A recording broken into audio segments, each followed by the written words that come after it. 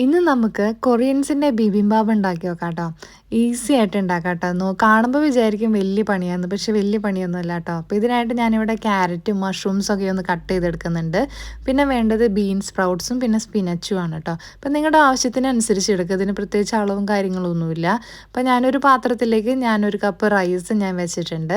പിന്നെ ഇതൊക്കെ ഞാനൊന്ന് സോട്ട് ചെയ്തെടുക്കുന്നുണ്ട് കേട്ടോ. ഇത് ഞാൻ ഈ സെസമി ഓയിലാണ് കേട്ടോ ഇത് സോട്ട് ചെയ്തെടുക്കുന്നത്. ഇവർ എപ്പോഴും ഈ സെസമി ഓയിലാണ് കൂടുതലും യൂസ് ചെയ്യുന്നത്. അപ്പോൾ അതുകൊണ്ട് തന്നെ അതിൽ ചെയ്താലാണ് വേറൊരു ഫ്ലേവർ കിട്ടുള്ളൂ കേട്ടോ. അപ്പോൾ ഞാനിതെല്ലാം ഒന്ന് സെറ്റ് ചെയ്തെടുക്കുന്നുണ്ട് ഒരു പ്ലേറ്റിലേക്ക്.